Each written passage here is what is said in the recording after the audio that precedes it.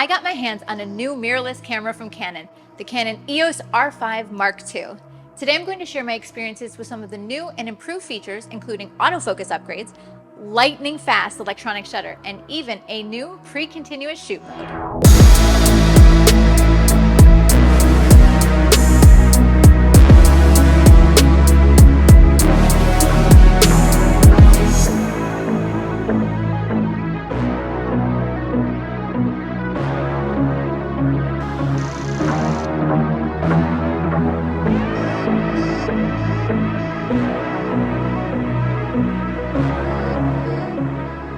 Hey everybody, Lindsay Adler here.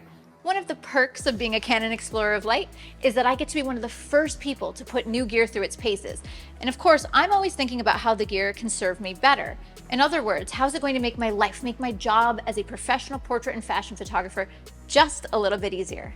I spent the day with the Canon EOS R5 Mark II mirrorless camera, and here are some of the highlights, some of the things that got me excited about adding this new tool to my kit.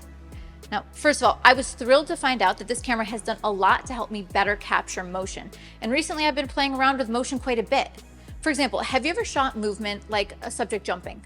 Maybe they're flipping their hair or some sort of decisive moment where everything has to come together, but you realize that you missed the perfect frame by just a fraction of a second.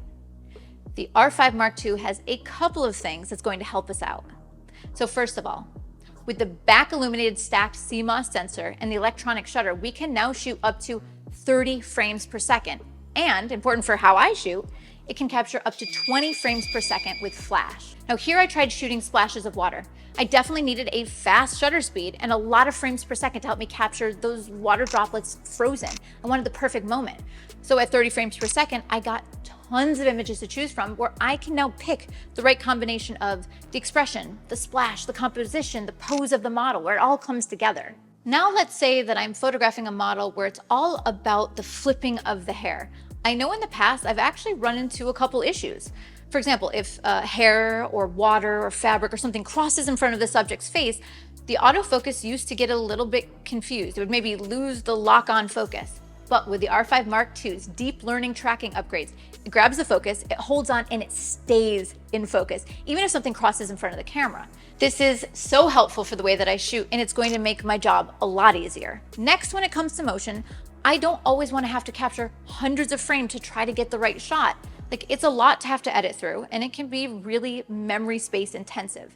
Instead, what I often will try to do is anticipate the height of a jump, or like the perfect moment of the flip of the hair, or the toss of a dress without just holding down my shutter endlessly. But unfortunately, sometimes I'm still a little bit slow on the trigger, and I find that I miss the perfect moment.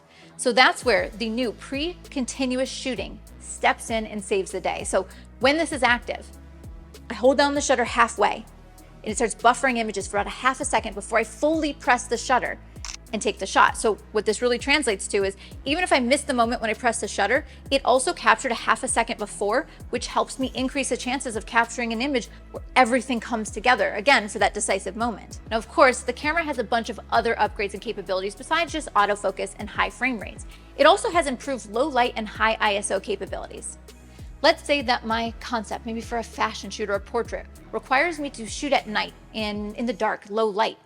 The frame rate of the live view display is now optimized for low light, so it helps me see what I'm creating, see what I'm shooting, even if I'm in almost no ambient light. So whether I'm doing a paint with light image in the dark, using long exposures and painting the frame, or maybe I'm photographing my subject where I'm just illuminating them with a street light or other low light, the display is going to go a long way to help me do my job. Plus, I can confidently shoot at high ISOs and still achieve really clean results. I remember years ago, I used to be afraid of anything even close to a high ISO, and now I realize it's just another tool that lets me achieve images that used to be impossible. So there you have it, a peek into my playday with the new Canon EOS R5 Mark II. Now, of course, there are other features to test out, things like eye control, neural network upscaling, and subject detection for people, and of course, other upgrades. There's always something new to try, play around with, and to make my job easier. Thanks everyone for joining, and I'll see you next time.